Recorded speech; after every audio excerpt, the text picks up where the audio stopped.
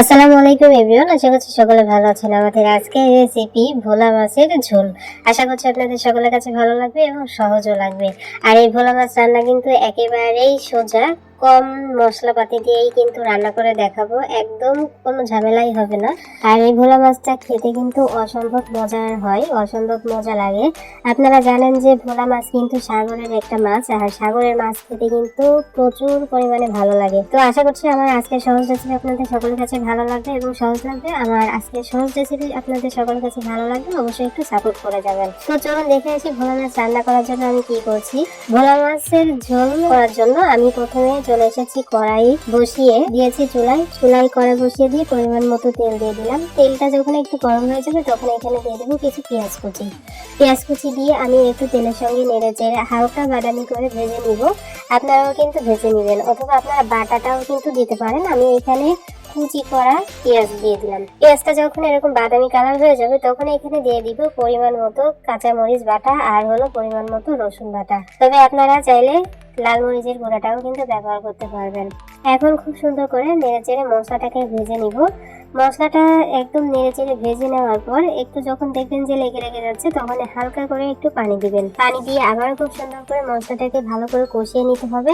মশলাটা যখন ভালো করে কষানো হয়ে গেছে তখন এখানে দিয়ে দিব স্বাদ মতো লবণ আর হাফ চামচের কম হলুদের গুঁড়া। এখানে কিন্তু অবশ্যই হলুদের গুঁড়া দিতে হবে। তো দিয়ে দিলাম হলুদের গুঁড়া এবং লবণ দিয়ে আবারও খুব সুন্দর করে নেড়ে চেড়ে ভেজে নিতে হবে। মশলাটাকে যতটা ভালো কষাতে পারবেন ততটাই কিন্তু খেতে অনেক মজা হবে। আর সাগরের মাছ খুব বেশি একটা সময় লাগবে না রান্না করতে, অল্প সময়ের মধ্যেই কিন্তু রান্না কমপ্লিট হয়ে যাবে। তো মশলাটা যখন ভালো করে আমার নাড়াচাড়া হয়ে গেছে, মেশানো হয়ে গেছে, তখন আমি এখানে দিয়ে দিলাম পানি দিয়ে একটু নেড়ে চেড়ে দিব আর একদম পরিমাণ মতো পানি দিয়ে দিতে হবে। পানি দিয়ে ঢাকনা দিয়ে দিতে হবে বলক আসার জন্য। তো দেখতে পাচ্ছেন 5 মিনিটের মধ্যে বলক চলে এসেছে, 2-5 মিনিটের মধ্যে বলক চলে আসবে।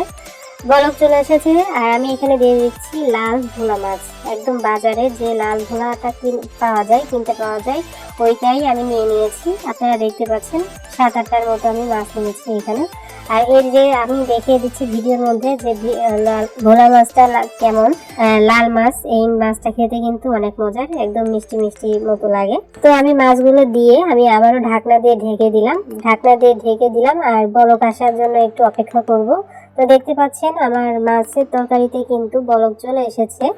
আর বলক যখন চলে আসবে তখন আমি এখানে দিয়ে দিচ্ছি কিছু লাল টমেটো কুচি। তবে আপনারা চাইলে এই টমেটো কুচিটা বাদ দিতে পারেন, এমনি ঝোল করলেও হবে, টমেটো বাদে আমি দিয়ে দিলাম।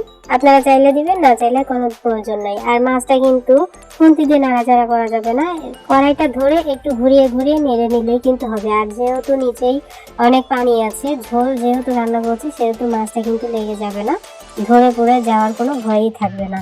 তো দেখতে পাচ্ছেন আমি মাছটা রান্না করে নিয়েছি প্রায় 15-20 মিনিটের মতো। আর এই মাছটা কিন্তু জ্বালা দিলে শক্ত হয়ে যায়, তো ভেঙে চুরে যাওয়ার কিন্তু কোনো ভয় থাকবে না। আর আপনারা বেশি নাড়াচাড়া করতে যাবেন না। আর এখানে চাইলে আপনারা ধনিয়া পাতা অ্যাড করতে পারেন, তবে আমি দিলাম না। তো দেখতে পাচ্ছেন আমাদের মাছ রান্না কিন্তু অলরেডি হয়ে গেছে, মাছের ঝোলটা হয়ে গেছে। এখন আমি আপনাদেরকে পরিবেশন করে দেখাচ্ছি। দেখতে পাচ্ছেন মাশাআল্লাহ কতটা সুন্দর দেখা যাচ্ছে। এইভাবে একদম সুন্দর করে রান্না করে নেবেন। গ্রামে কিন্তু এরকম অল্প মশলা দিয়ে মাছের ঝোল রান্না করা হয়।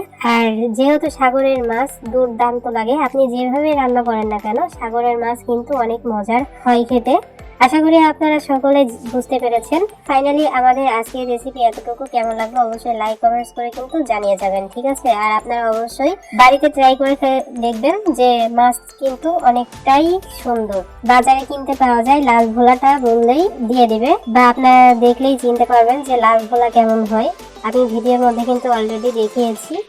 সো ফাইনালি এতটুকুই আমাদের আজকের রেসিপি। সবাই অনেক ভালো থাকবেন, সুস্থ থাকবেন। আমার পরবর্তী ভিডিও দেখার আমন্ত্রণ জানিয়ে আজ এখানেই বিদায় নিচ্ছি। আল্লাহ হাফেজ।